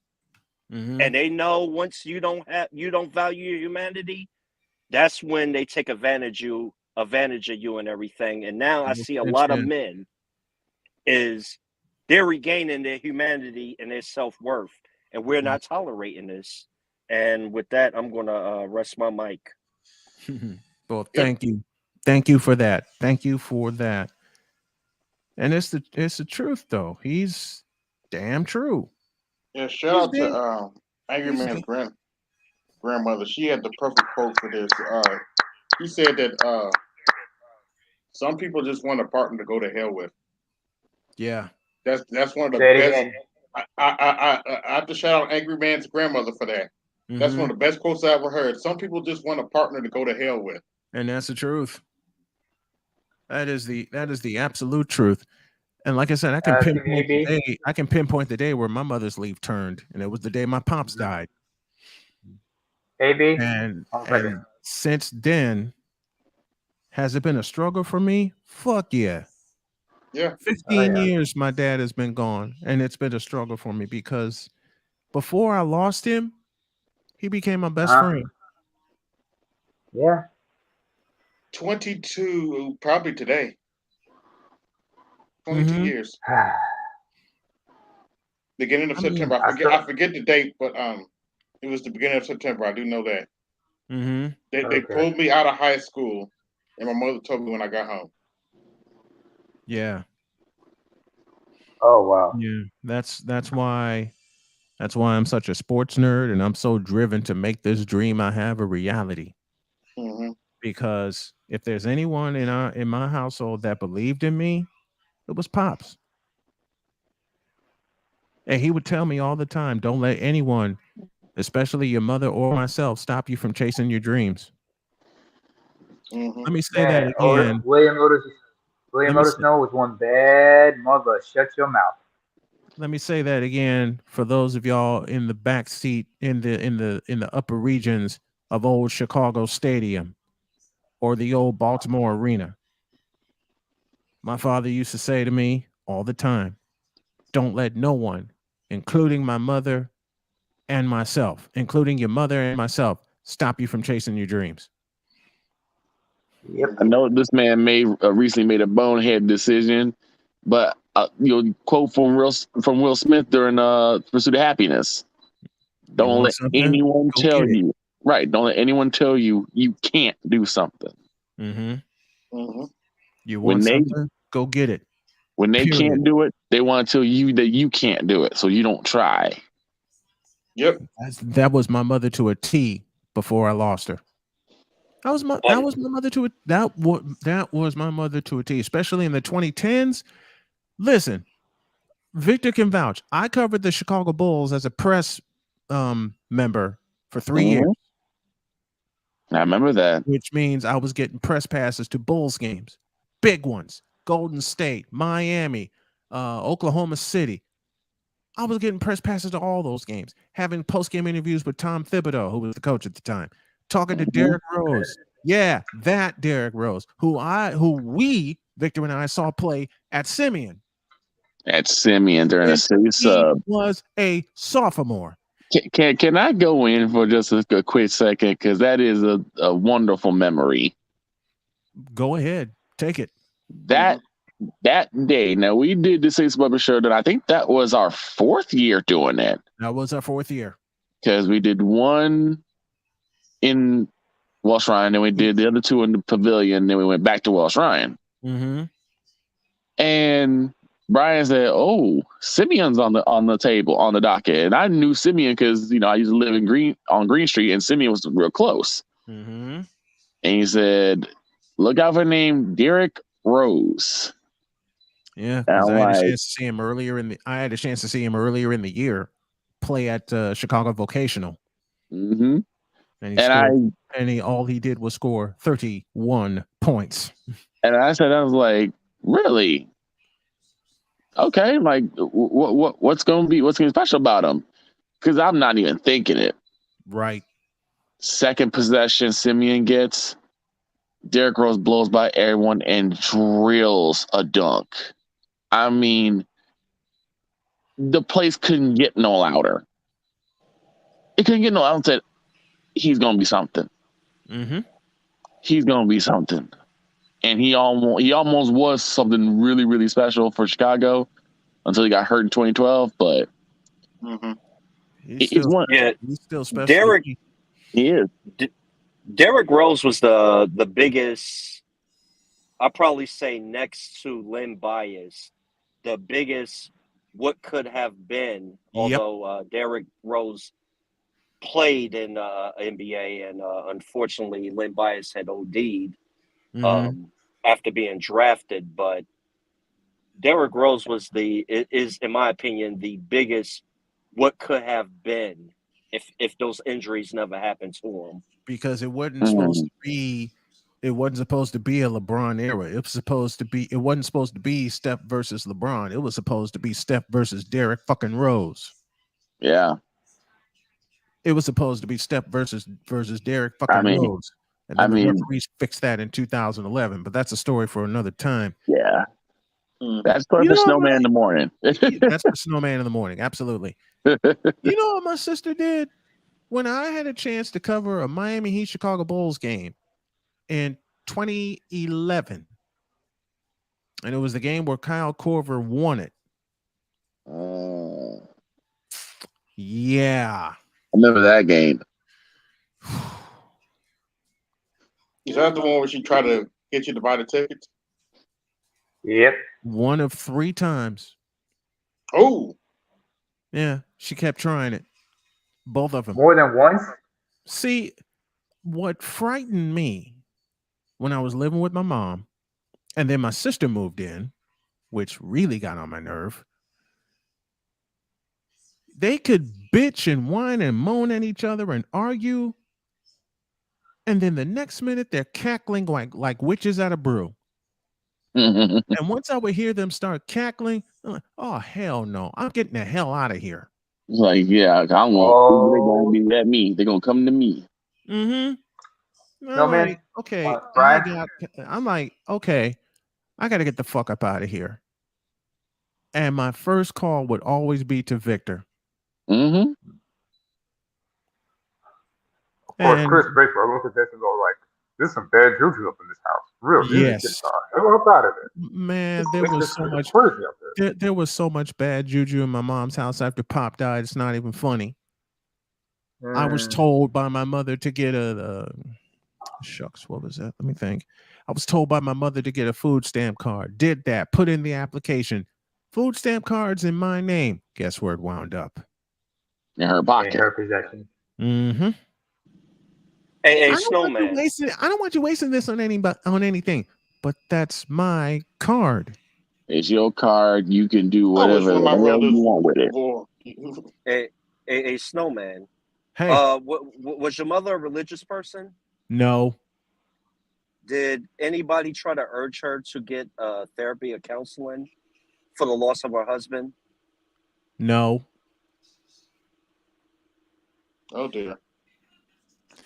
You put all that together, and you got 3 years of hell that I went through. Because after 2014, I said, "Fuck this, I'm out." Like I'm gone Mm-hmm. because I got tired. I finally got tired. I finally got tired. There was once where I got one on my mom, and it was the first game I ever did for Trinity International University. First football game. They had to go to Iowa, and I didn't have any wheels at the time. And I said, "Mom, can I borrow your car? Because I need to go do a game at Trinity International." She said, "Sure, as long as you put gas in it. No problem." Didn't tell her I was going across the border. I flew to Iowa, did the game, had a 6-hour rain delay and thunderstorm delay, made sure I put gas in the car and brought it back. I was like, well, what took us so long? Oh, we had to start late. I went upstairs and giggled to myself and I went to bed. And I was this is the best way I can describe it. I was the camel in the house, asked to carry every damn thing. You would pack mule. Thank you, Victor. Mm-hmm. And the best way, in the best situation where I can describe this, my 40th birthday, I had to do a football game that night with the Chicago Mustangs. And I was so happy to be out of the house. But Mark couldn't take me home because he had a splitting migraine headache. I said, "Mark, you go home. I'll find a way to get home." Man,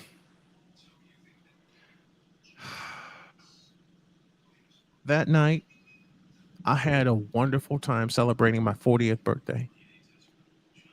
I ate, I drank, I wound up drunk, and I got a ride home. I'm like, sweet. I didn't get home till 3 in the morning. Mm. And my thinking was, I can sleep this off, wake up as late as possible, and then I can go on with my Sunday, right? No. Wrong. Nope. Why y'all ever been through a situation where you're sleeping and sleeping good, and then all of a sudden a family member says something and it wakes you out of your sleep and your spider senses go nuts? Completely. Yep. 7:30 in the morning, the next morning. Now, mind you, a hangover. I Oh turned shit, that makes it 40. even worse. I turned 40. I celebrated. For once, I celebrated my birthday, just like wife helped me celebrate number 50 with an ice cream cake. Mm. But I celebrated my 40th birthday. I get home at 3 o'clock. Got upstairs somehow and passed out. And like I said, I'm thinking, okay, I can sleep this off. Wrong. 7:30 in the morning. I hear my sister go, "Is Brian awake? We need to get going." Oh, hell. And it woke me right up. I'm like, Yep. oh, hell. Because whatever's gonna I happen, would you're have gonna played have to get sleep. roped into it. I'm like, You like you this. I lost would your have. mind. I'm like, Right. this can't be. I was snoring good. It's one of those snores after you drink a lot where you're happy to be snoring. It was that. It didn't take me long to fall asleep, but as soon as I heard my sister's voice, "Is Brian awake?" God damn it. So I got up. What does she want? Let me explain. I got up. I somehow got to the bathroom, splashed water on my face, and I waited for my mother to open the door. She opened the door. "Your sister needs help." "Well, tell her to get somebody else." I was a bitch that day, and Yeah, I bet. I didn't care. I had a hangover. I'm now 40, and I didn't care. I didn't give a fuck. She said, "Look, one of these days I'm gonna be gone, and you two are gonna be all that you have. So the fuck what? I'm tired. I have a hangover. I need to sleep." Then my mother came in, closed the door, and I'm like, "Fuck, she's not gonna let me sleep. God damn it!" And she goes, "I need you to do this." "Well, Mom, you're out of luck. Like I said, I'm tired, I'm hungover, and I want to sleep." Didn't work. It So never one of those does. times where being direct doesn't matter, especially to Yeah. my mother. BWs. BWs in general. It's not just your mother, black women in general. You be direct as possible and they still go in one ear and out the other. Yep. And they Because wonder and they wondered why they get ghosted all the time. Go ahead. and 20 minutes later, my sister comes upstairs. I'm already up. I'm pissed off. I said, all right, long as I'm up, I may as well record the morning sports board and get it out. Never Hmm. got a chance to do that because my sister banged on the fucking door. "You need to help me today." I didn't hear a please. I didn't hear a thank you. And I hear, "Oh, just shut up and come downstairs and help me." Because she feels she's entitled to your help. Mm-hmm. Exactly. No, this She'll bitch had guilt me trip do. you out of Wait a it. minute. Fellas, All you are is a beast of burden. you know what Yeah. this bitch had me do? Mm-hmm. Moving fucking furniture. Next door neighbor was right there. Like, why didn't you get him? I mean, you're already fucking him. Why didn't you get him? Ooh, damn. Ooh. I looked her straight. Damn. I looked her straight in the eye and I said that. And she was like, "Well, how do you know?" Come on, Nicole, it's obvious. Right. You've been fucking him for years. You've been bringing him into the house when mom tells you not to. Shall I expose that secret? Oops. Damn. Man, I think that's the reason why she can't have him in.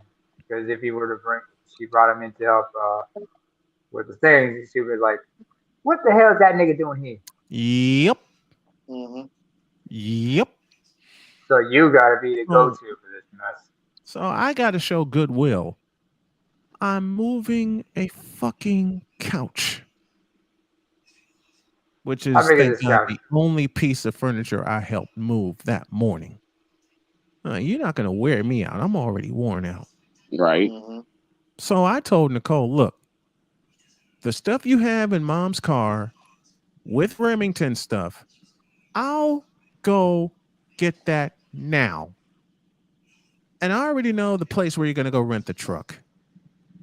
So why don't I Why don't you give me your address?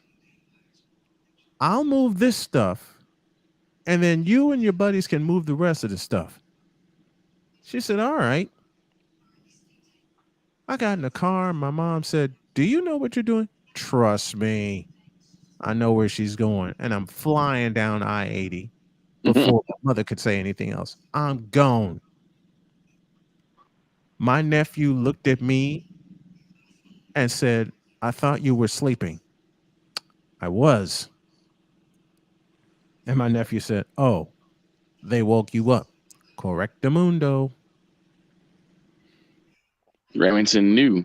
He was Oh, he was smart. shit. He was a Remington, smart kid back then. He's definitely smart now. he's as smart as a whip. Smart as a whip. I'm sitting at the place where they're going to rent the truck, and I already knew how to get there. Hell, I knew Gary, Indiana, like the back of my hand. Victor can tell you that. Mhm. I knew Gary, Indiana, blindfolded a week after I moved to Gary. I helped you move. Yes, you did. And I'm thankful for that. Man, I waited 40 minutes for them to get there. They're taking all kinds of stupid roads. I flew down I 80, went one street over, did a quick U, and I'm in front of the place in 30 minutes.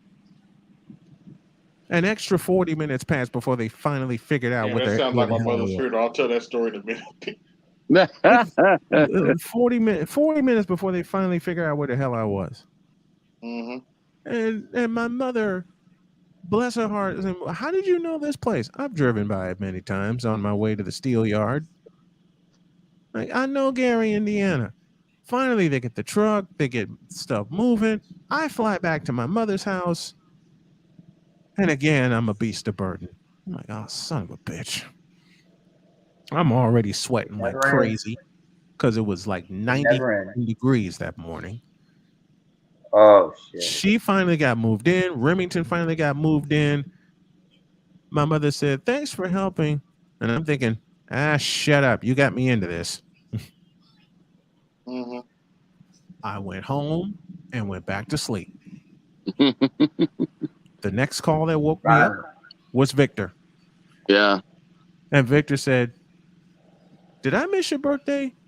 Let me sleep and I'll come over later. Okay. I hung up and I passed out. hmm Yeah, that reminds me of my mother's funeral. My grandmother and aunts are really prissy and want everything to be perfect, Oh, Jesus. and they were hounding me that morning. I was like, they wanted me wear a white shirt, black shoe, blah blah blah. Man, I kid you not, put on my blue shirt, put on a tie. I was like, fuck this shit. I went out the door and and I was the first one at my mother's funeral. I love it. I was like, it's like I'm not dealing with this shit. And I had to drive anyway because we didn't have a limo. Mm-hmm. And I Mm-hmm. drove by myself. I did not drive in the family car. I was like, I'm not dealing with them today. It's my mother's funeral. I'm the one doing most of the behind the scenes work anyway. So Mm-hmm. I'm doing this my way today. And that's how I feel about this kidney transplant. Don't fuck with me. Leave me the fuck alone. Yes, sir. Hmm. How I'm doing May you this have a next. successful and speedy recovery, AB. I We hope do so. wish you I that. have to do a test later in the month. I have to do. They have to do a lot of stress tests and stuff like that. Man, we do wish you a Oh, very speedy recovery. Indeed. Very speedy recovery. Let me get Charles back up here. And the reason why I've asked Charles to help me with this mission, he was one of the first to believe in it. Well, Charles is out. Okay. Well, he was one of Okay. the first to believe in it. Candy Grandpa Mango.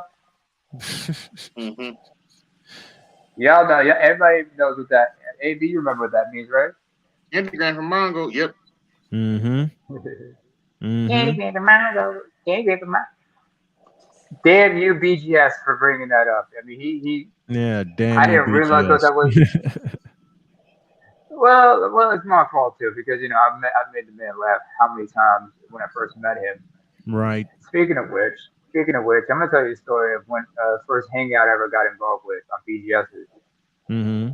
First time he had a hard time trying to pronounce my name. I explained what it was, and the first thing I said to him was thank you because I had been subscribed to his YouTube channel, his original channel, back in 2015, Mm-hmm. and I've been listening to a lot of his stuff back since then. So I've been inspired by him a lot. So he's had a great influence on me, just like some of the people in my own family were great influences on me. I'm forever grateful for that. So, and yeah, I can relate to the whole thing about people just like and I mean I come from a different culture, I understand that, but this whole thing about being a beast of burden, it goes without saying. It does. So I mean, especially because a lot of us were told to just like respect our parents, do what they're told. Unfortunately, the problem is like when they raise strong-willed children, they want us to be strong-willed and decent people. Sometimes that means we have to stand up for ourselves, even if we have to go against them. As soon as we go against Mm-hmm. them, they think, "Oh, you've become something else." And that's one of the problems you have, especially when you live in an immigrant. If you're an immigrant to another country, even if you were born in that country, your parents accuse you of being too much like that when you should be more like how we are. But I'm like, you brought us here, you raised us here to have a better chance. Unfortunately, part of that means we have to integrate, and you can't tell us about our identity of who we are as such. We represent our people as best as we can, but we can't be just like you because you were raised back home. We weren't. And you can't expect us to act like you guys do. But at the same time, I also realize that a lot of folks still have some kind of emotional baggage. Like you always have this conversations about generational trauma being passed on from one generation to the next, and they don't realize that. Who was that was speaking? Hello. Sorry. Neighbor. I can't see nobody's names on here.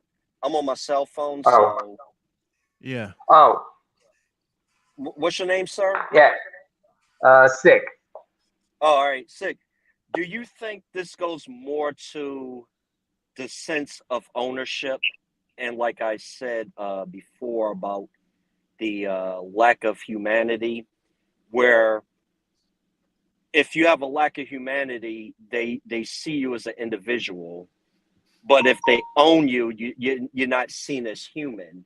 You think Yep. a lot where this mentality It, comes from. yeah, yes, and also you have to understand individuality is sometimes frowned upon because, especially when they've been raised especially when especially those of us who lived in places where things are very tyrannical and authoritarian. Mm-hmm. Individuality, they say you always keep your head down and conform because individuality is thought to get you killed or something like that. Mm-hmm. And so I had that problem regarding my own identity as my own specific nationality and whatnot. Mm-hmm. And where are you from, And if you don't just mind me asking? I'm originally from a place called Eritrea, which is right next to Ethiopia. Oh yeah, all right. Yeah, no. Okay. And so, and I grew up there. I was born in another Mm-hmm. country, but I grew up there when I was and losing family members and understanding certain things like that. I mean, death and everything. We're told to you have to know your culture. You have to be better than your native born brother and everything. But yes, I understand that. Yeah. But being on both sides, but having been on both sides of the fence, yeah, I can understand the whole thing about possession because sometimes they forget that we are our own people. Mm-hmm. Parents forget sometimes that a child is going to be their own person, but the whole thing about society and how society looks at you, I'm like, no, you keep telling me to be myself, but you telling me I can't be myself at the same time. That's confusing. It Mm-hmm. is. I got that. I got that from my mother, especially when it came to money. One minute she would tell me, "Don't worry about paying me back. Save up to get your apartment and all that kind Mm-hmm. of bullshit." Mm-hmm. What do you think she was saying the next minute? The next day, I, I need some money, you or gotta I help need your my money mom. back. Yep. You're living here. You It's a got to son's pick up. duty to help your son. It's a son's duty to help their mother. I'm like, Yep. I understand that. I remember having this conversation once with my mother, but thankfully my father was there to keep her in check. And when I started doing certain things, like when I started working everything, I started helping the family pay the bills. Mm-hmm. My grandmother disapproved because my grandmother, she understood hard work. She did what she needed to do just to help put my dad through school and everything as a kid. But when I came of age, and this is a woman I'm very close to this very day, she just looked at me and said, "What are you doing?" I'm like, "I'm trying to help the family out." I'm like, "You take your money, you put it in an account, and save up. Mm-hmm. Don't worry about us. Yes, you have to live where you're living with us at the time because where I'm from, you don't leave the house until you get married or something like that. Mm-hmm. You don't have to pay the bills in this house, all right? You just work for yourself, save your money, and do what you need to do with it. Because that money is for you and your family. Your Yeah. father did everything he needed to build this house, so you don't need to do that. You just got to help us by keeping the electrical bill down, by staying out of trouble, and just doing what is right." Okay. So you don't Yeah. need to be paying the bills like you're supposed to. I said, okay. Yeah. And after a couple of months, I stopped doing that. But and she was right Yeah. because next I thing I know, I stopped just too. saved my money. I saved my money and I just used it for when I started going to night school and everything, Because which helped a lot.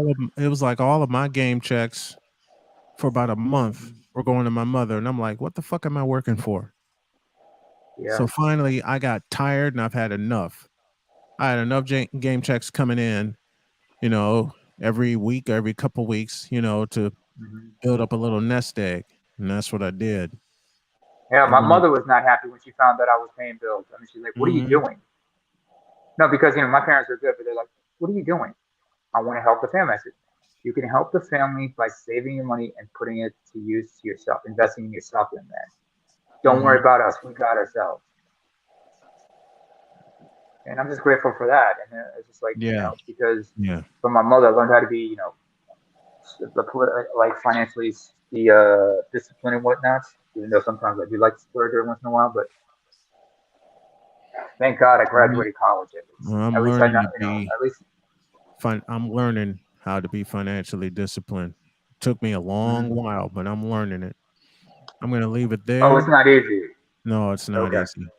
I'm gonna leave it there. I'm gonna say Hmm. goodnight because I do have to get some sleep because I do have a morning show to do. But I want to Mm-hmm. thank everybody in the chat Hmm. that hung out with us tonight.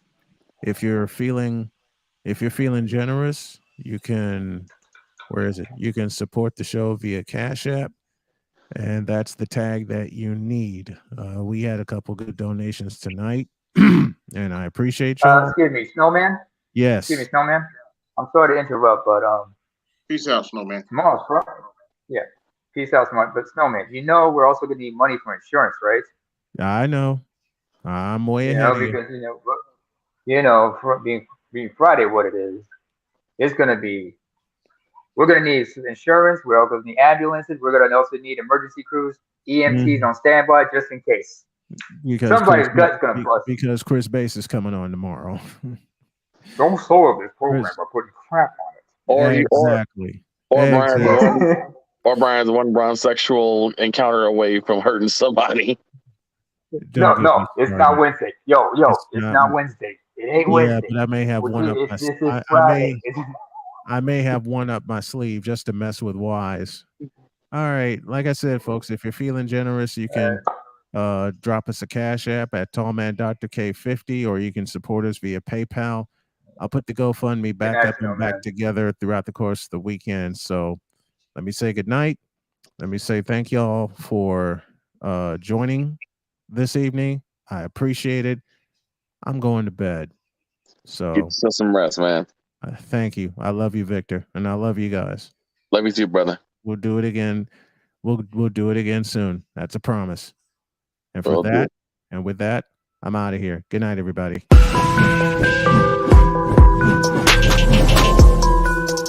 Thank you for tuning in to Snowman Unfiltered, where anything goes.